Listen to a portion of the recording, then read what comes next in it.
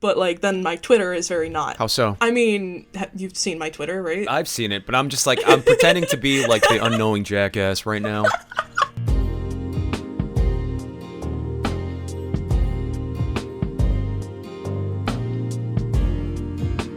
Welcome! Hi! How you doing, Mama? I'm good. I had a doctor appointment, and then I drove back. There was traffic, but otherwise, it's good. Pretty chill. It sounds kind of just like my day. I was just working, went out, ran some errands, came back. Pretty normal day. I think anybody who has even spent just a day in my community knows who you are, but why don't you introduce yourself for the fine folks at home? Hi, I'm Mama Rose, MamaRoseVT. I don't really know what else to say. I mean, like, I'm a cow. I'm pretty comfy. I just kind of do random stuff on stream. It's all kind of a blur to me. Like, when the hell did we first meet, actually? Do you remember? Because I remember you found my stream, and that's how we found each other. What was the first stream of mine that you found? It's so long ago now. It's like almost half a year now, isn't it? Wait, I think I had 8 months sub 8 months? the other day. Yeah. Jesus Christ. So August of last year. Okay, so that's literally when I started using my Live 2D and everything too. Yeah, I've only known you with the Live 2D, yeah. Oh, you've only known me as oh, I see. Yeah. Okay. It's just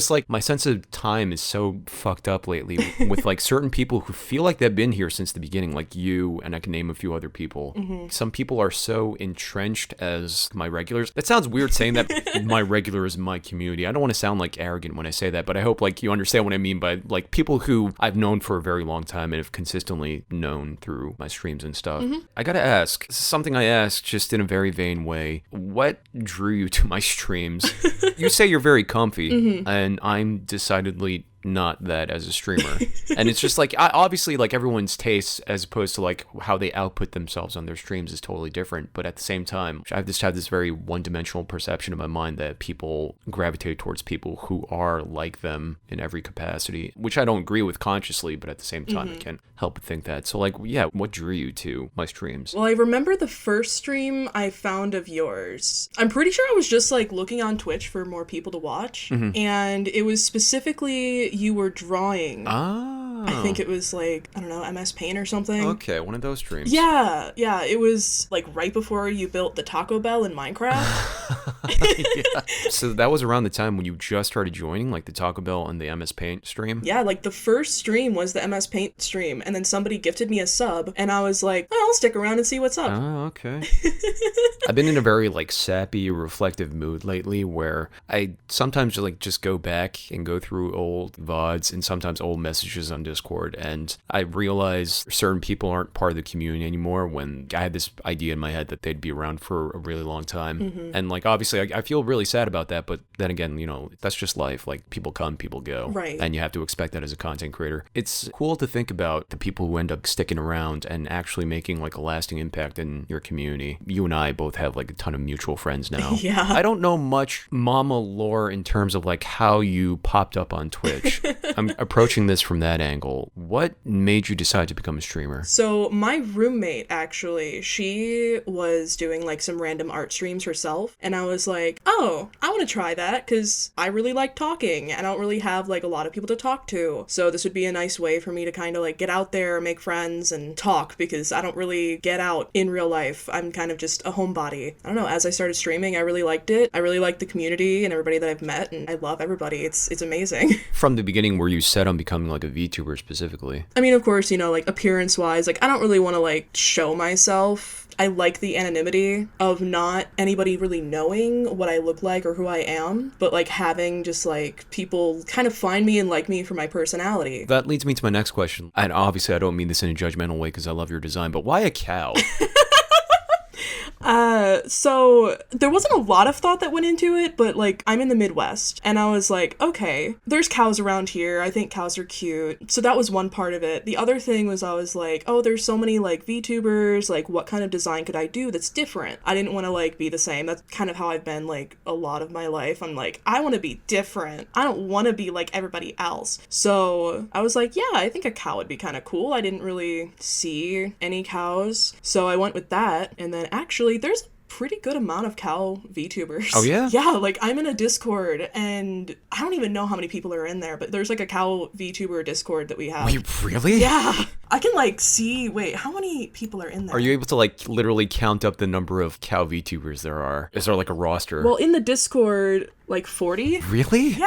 Even like among the most like common, I don't mean this in a denigrating way, like the most common types of VTubers, like let's say like cat girls or cat boys or dog boys and dog girls. I don't think I've even met like 40 of those. And you're saying there's a Discord with like 40 cow VTubers. It's funny though, like I know there are like alien VTubers who stick together. There are like, I'm pretty sure there's like a whole clown Discord server for like clown VTubers. I also have to wonder because it's like, in a way, it doesn't really make sense to me. I shouldn't say it doesn't make sense. It's like you said, like personality is what matters, and you want people to focus more on your personality rather than like how you look. It's funny that like those types of communities crop up when, I don't know, it feels a little bit arbitrary. Do you get what I mean? Like just having like people sticking together just because they're cow VTubers, like this design that they wanted first and foremost. The reason like why we had the Discord was we wanted to do like, oh, we could do collabs and stuff like that, and then that way it was kind of a way for people who were starting out as cow VTubers to kind of like find their way and make friends and kind of make connections and stuff like that. So we're just like supporting each other. That makes sense. I think that's kind of what other Discords do too. They're like, oh, we can do like a whole entire collab where it's like a big one of all of us together.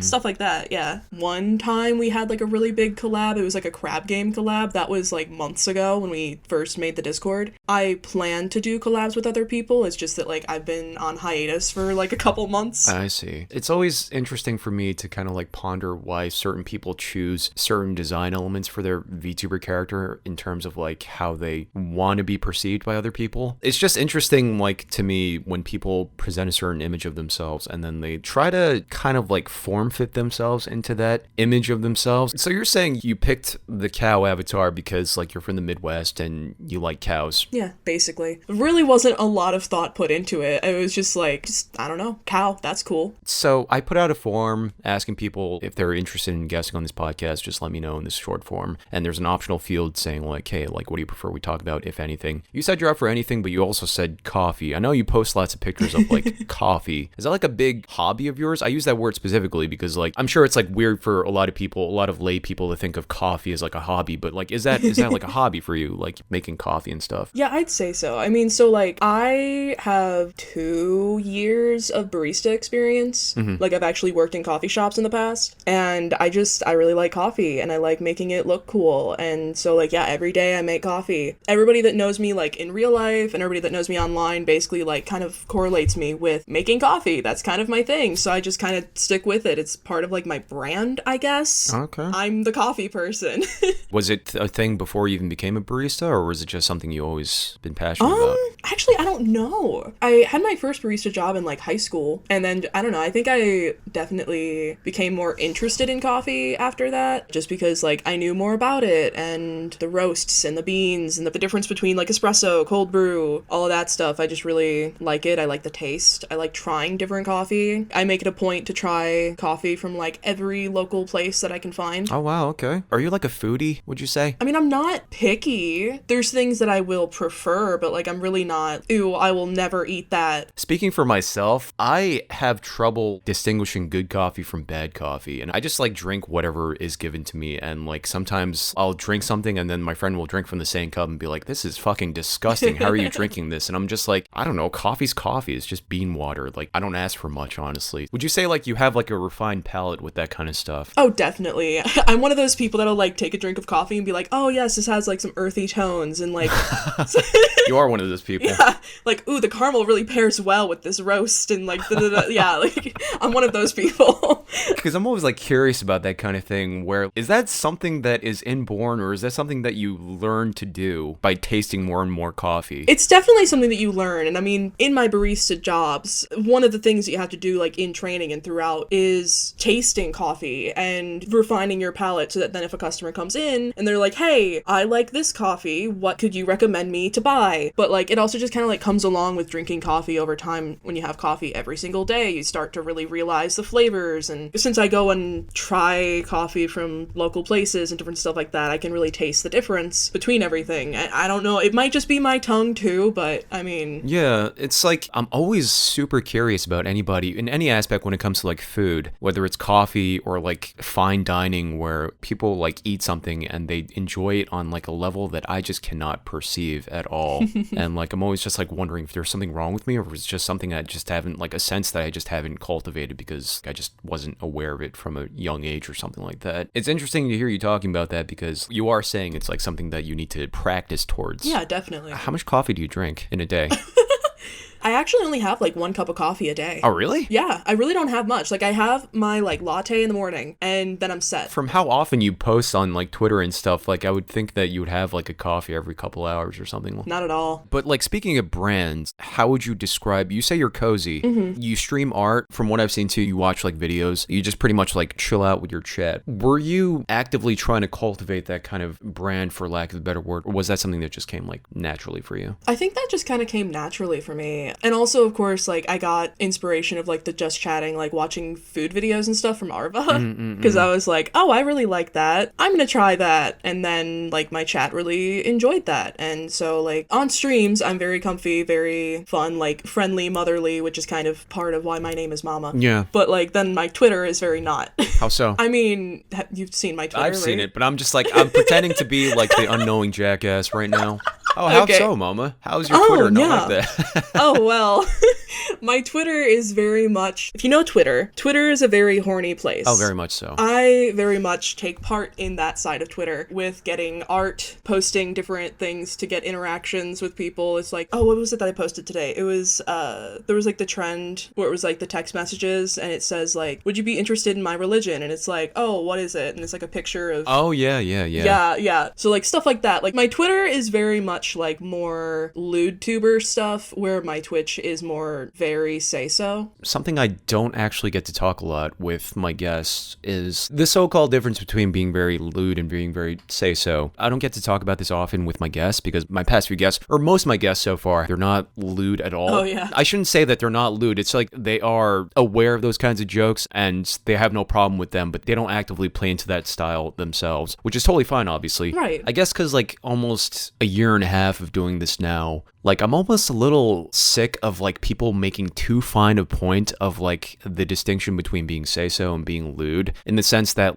I gotta ask you, I'm putting you on the spot. Would you consider me a lewd VTuber? I don't know. I don't think so. You don't think so? No, I don't think so. Like, yeah, like you say like, haha, come, like stuff like that on stream, but like I don't think that's like anything like lewd, and like you don't do like the Twitter, like horny Twitter stuff. And yeah, I don't really see you as like anything like lewd. Okay. That's part of the reason why I kind of like roll my eyes when people get too like nitty gritty about the difference between say-so and lewd, because like I feel like sometimes people are talking about different contexts where there are people out there who do consider me a lewd VTuber just because I play into that goofy adult humor. Yeah. Just because it involves certain words like cum and jizz and stuff like that. But on another level, I'm not lewd because like I don't actively say like I'm doing these things. I'm just like talking about these things and like making jokes about them. So I'm not saying obviously like people should step out of their comfort zone and everyone should be okay with like lewd tubers, because obviously everyone should do whatever's comfortable for them. I am not saying like otherwise. But I don't know, I do think like a little more leeway should be granted for people who might be perceived as like a certain way, in that like I feel like people who are lewd feel like they need to stick with people who are lewd. People who are say-so need to stick with people who are say-so. And like speaking from my personal experience, I am perceived as a very adult streamer just because of some of the jokes I make, but like I have tons of VTuber friends who are decidedly not like that at all. Like they're very say-so, they're very wholesome and very family friendly. And we get along perfectly fine because we understand to ourselves that we are each our own creator. Like we don't have to all be one thing. And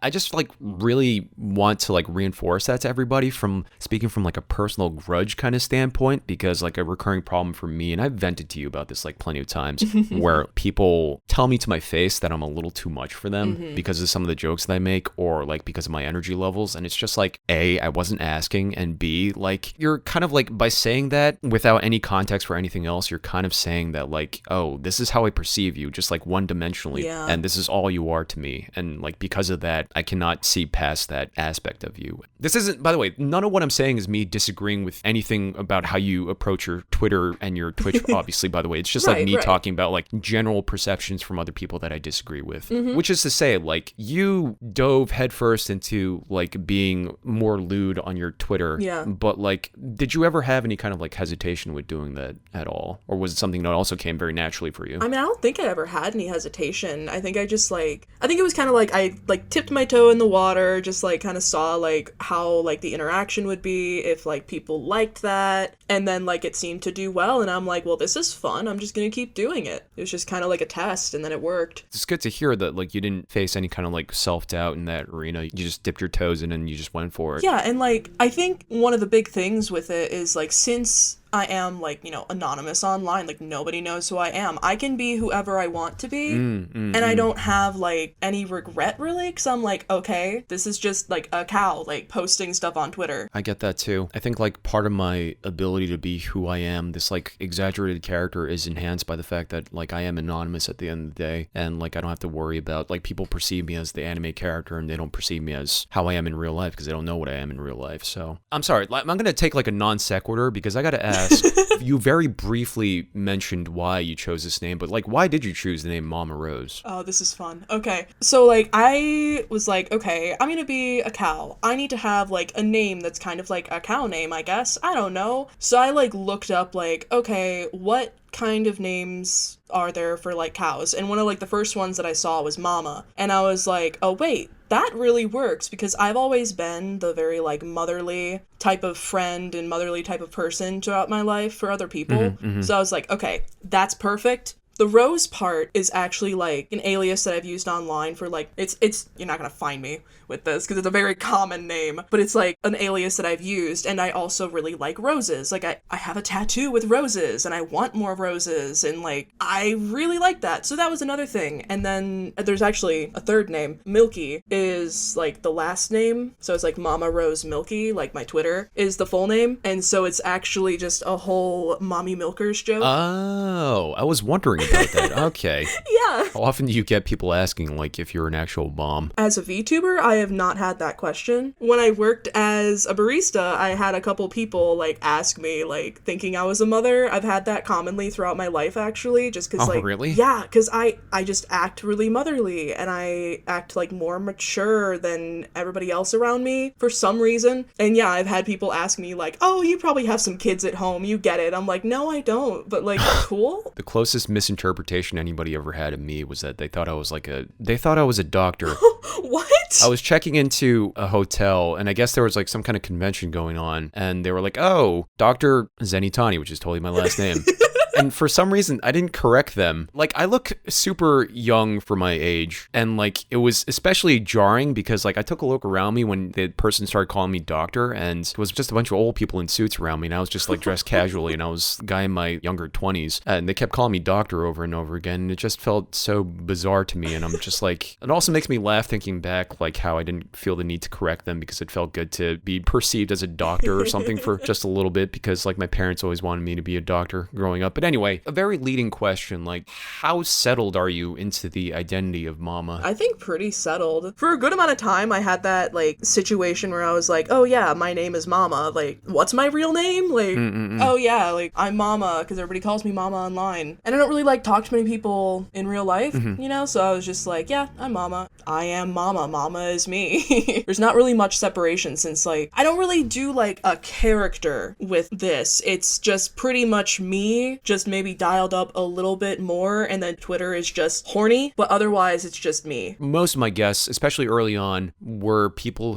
who kind of, like, struggled with certain aspects of their identity as VTubers, whether that's, like, their design, their voice, and I'm not talking about their literal voice, I'm talking about their voice as, like, content creators, like, their image as it's perceived by other people. It's very rare for me to hear from anybody that, like, oh yeah, like, this image that I settled into, I'm completely okay with it, because, like, I'm about to lay a bombshell on everybody right now. Oh boy. I'm starting to question my whole, like, identity as Enrico. Oh? I guess it's like a recurring constant thing. It's not anything dramatic or anything like that, but it's more just like me questioning, like, is this really how I want to be perceived by other people? Which is something that I brought up in, like, the first 2 episodes, and something that, like, most of the time I'm completely okay with. I'm like, yeah, this is me, and I make good content, and I'm happy with the content that I make and how I'm perceived by other people.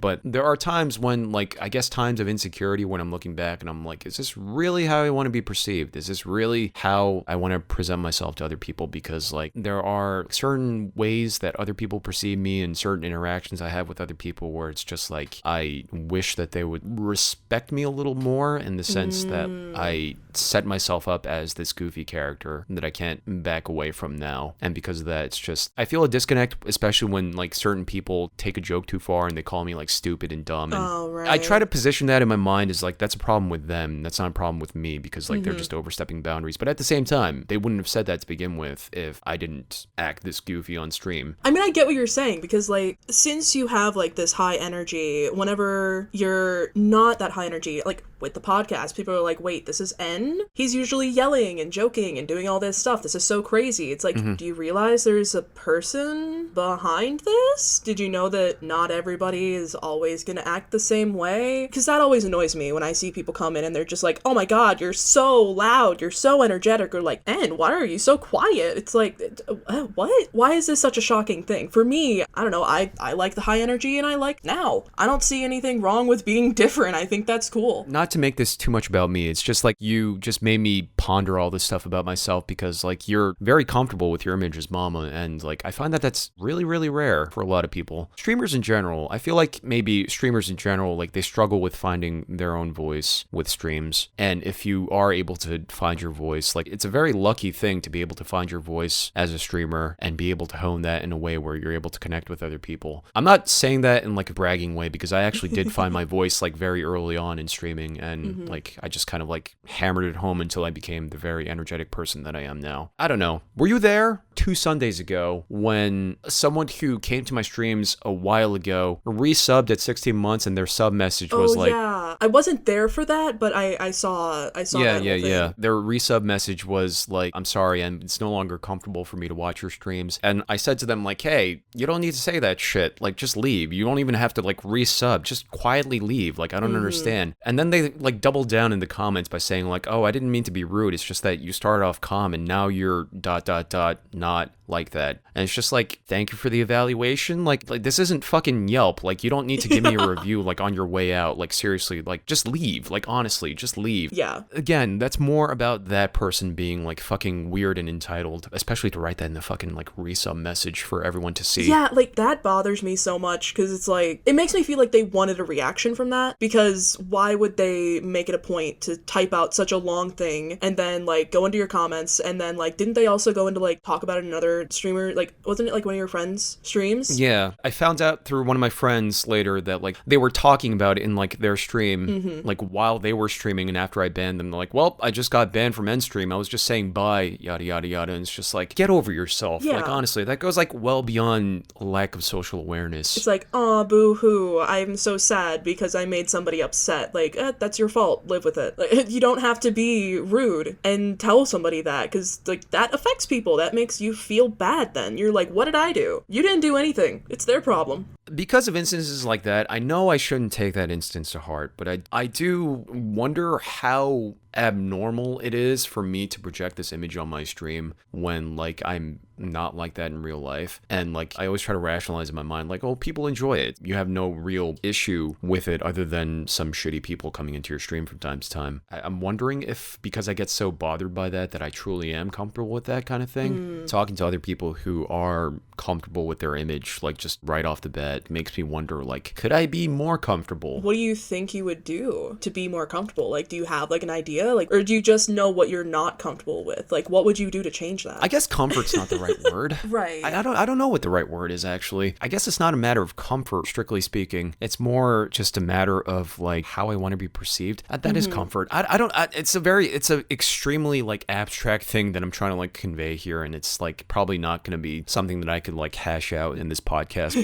But basically, all I'm saying is that like for people out there who are comfortable with your image, like seriously, really treasure that. because especially as VTubers, like it's hard for me to find a VTuber who isn't super self-conscious too. It could just be the people I've been talking to, but like most of the people I talk to are always like not second guessing the things they do, but they are always like thinking back on every little thing that they did, wondering if it's like not necessarily a misstep, but like, oh, could that have gone a different way? Of course, I'm still self-conscious, and I still, like, you know, I'll look at numbers, and I, like, the normal streamer anxiety stuff. I'm a very anxious person, actually. I don't know if that comes off at all, but I'm a very anxious person. But, yeah, I mean, like, I'm definitely self-conscious, and in real life, I'm definitely very self-conscious. But, like, I just kind of try to almost use, I guess, I don't know if it's the right thing to do, but I kind of use, like, VTubing and using, like, Mama as almost, like, a therapeutic way of, like, being confident and, like, having something that I am comfortable with, and just kind of trying to, like, go with the flow and, like, lower that anxiety. Of course, I didn't, like, start off and just be like, okay, this is how my streams are gonna be, and it worked. I changed stuff, I kind of, like, moved stuff around, changed channel redeems, you know, took inspiration from you and Arva. Like, both of you are, like, very much, I look at you guys, I'm like, I like what you guys do. I'm gonna try that. I've changed a lot of stuff with my streams, I've changed stuff with my content, but I don't, like, worry about, like, oh, are people not gonna like this change? I'm just like, I want to do that, so I'm gonna do it, and if people don't like it, then they can leave. And I'm okay with that. I'm thinking immediately of a previous guest, Disembodied Voices. Something that we share in insecurity, especially when we were starting out, was like turning away a viewer at the expense of our own comfort. Where like if they didn't like something, like in my experience, I'm not speaking for Voices because he didn't say this specifically, but like in my experience, like I remember early on when someone didn't like something, I actually took it to heart and I actually changed that about myself because I didn't want to lose that viewer, because I was like, I need to grow as a streamer, I need to have as many viewers as possible, and because of that, like I would sometimes sacrifice certain things, but in the long run, probably not for the best. I guess like almost like advice in a way. Like I don't want anybody to worry too much and like make themselves feel bad for something that one person says and have that get to them. Like that person is, I always kind of look at things for like certain things happen for a reason, and so maybe somebody comes through and says something like that, and that's a way for you to grow or for that person to learn something, and it can be a way for you to try and like not take it that way or try and like make yourself stronger. It's better to take care of your own mental health than to worry about the people or like the one person or the numbers, because people are going to come and go through your life and it happens and it sucks. But the people that are really going to be good as your friend or in a community are going to stick with you or come along later, and it's all going to be worth it in the end. As long as you do what makes yourself happy, that's the best thing to do. I myself have had to learn that because I'm very much a like selfless person. I will do so much for other people and then get nothing back, and that was, you know, not a great choice. And so I try to not do that anymore and try and like build myself up, and I really want to make sure that everybody else knows that you should do that too. You shouldn't just give everything of yourself to somebody or something, because you do deserve getting something in return, like even if it's just you feel happy. I find that like not just for the sake of one's own well-being, but also for the sake of being like a content creator, like being firm about who you are is at the end of the day the best thing. And I say who you are specifically because like you really have to go that a little bit alone. I mean, just in terms of like finding your voice kind of thing as a streamer, because like if you rely on other people too much as a crutch, it's going to negatively impact your own self-image.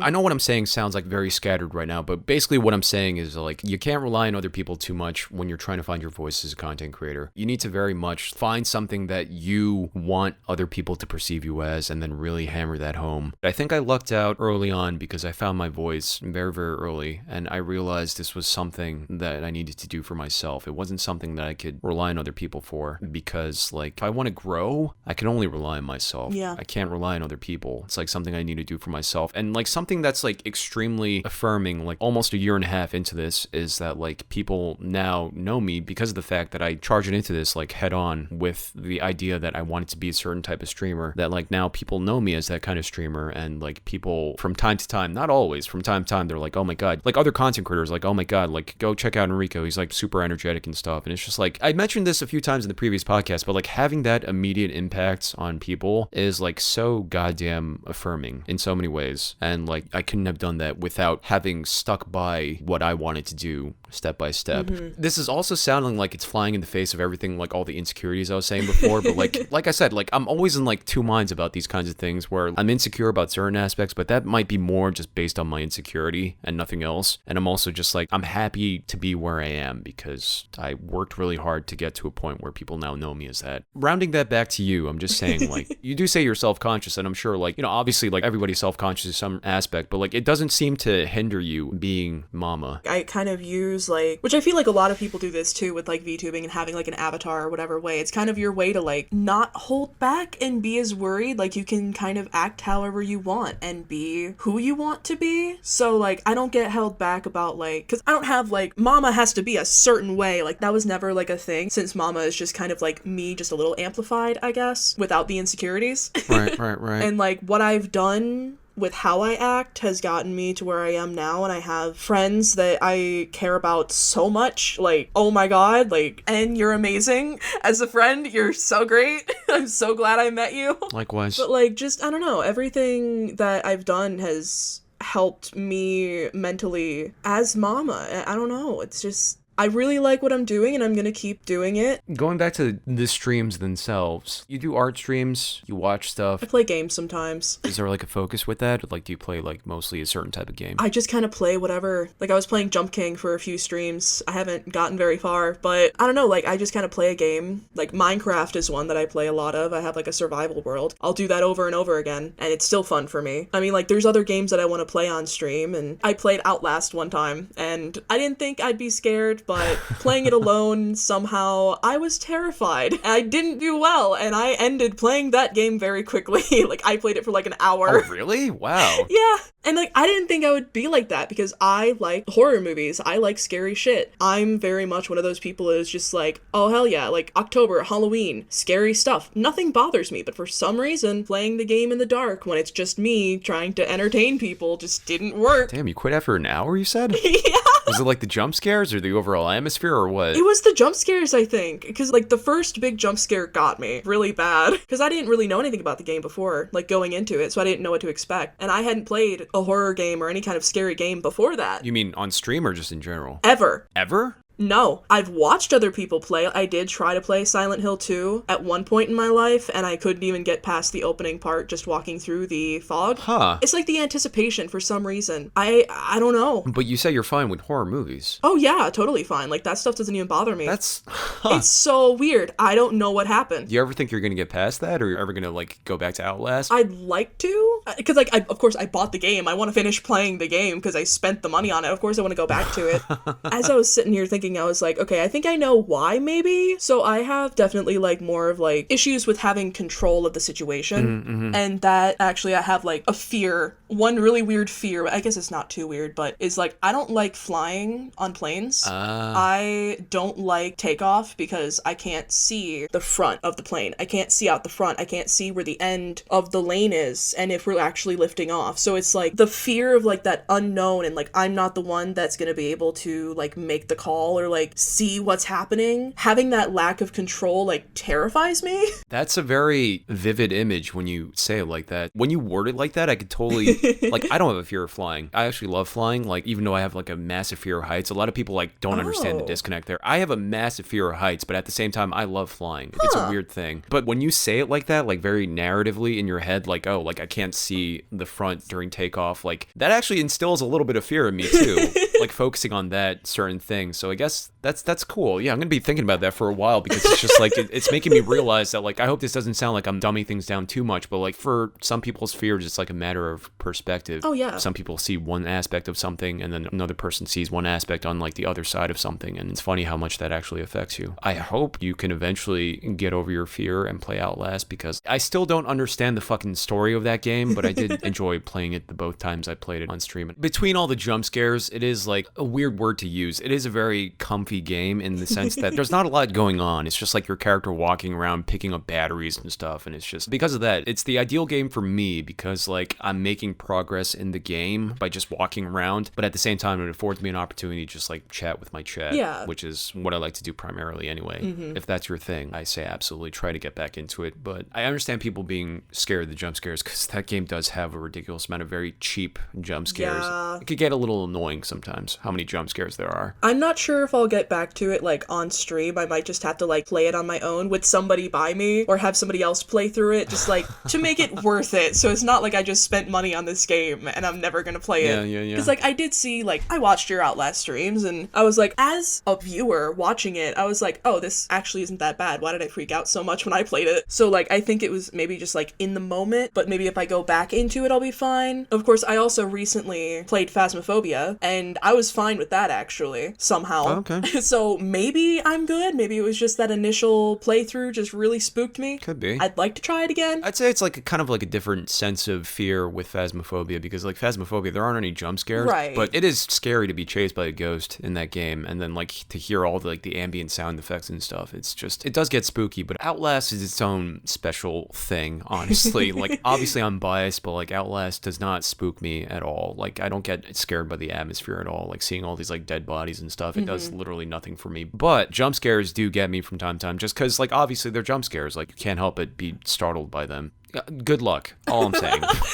You have any big plans coming up aside from the debut on 420? I don't think so. I mean, like, I have my model debut, and then just gonna be streaming and working on, like, commissions. Like, I have commissions that I'm working on now, because I did learn how to draw a model and then rig the model. So, like, my model that I'm debuting, I drew myself and fully rigged myself. So then I was like, oh, cool, I could open up commissions and do that. So I am working on a model commission right now. Okay. It's taken a while, but it's fun. That's, like, the only big thing would, I guess, be, like, doing model, like, actually being, like, a live 2D, like, model mama.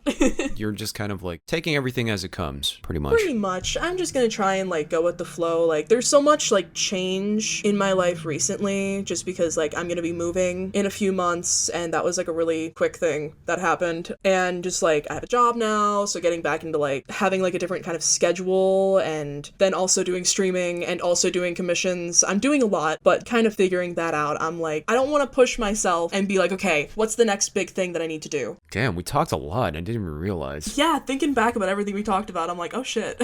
Did we do it? I don't know, did we? I think this is content. I think this is content. Yeah, we talked a lot of good stuff. You, Mama, plug yourself. Where can we find you? My Twitter is MamaRoseMilky. My Twitch is MamaRoseVT. My YouTube that doesn't have anything on there yet is also MamaRoseVT. And my TikTok, which I will put more stuff on eventually, is moo_latte, because for some reason Mama Rose was not available. So everyone, please go follow and support Mama. I always try to have like a very quirky way of ending these podcasts. It's hard because it's like I don't really yell. Yeah.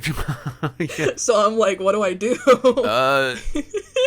Should we just say bye? I don't know. Bye, everybody. Yeah. Bye.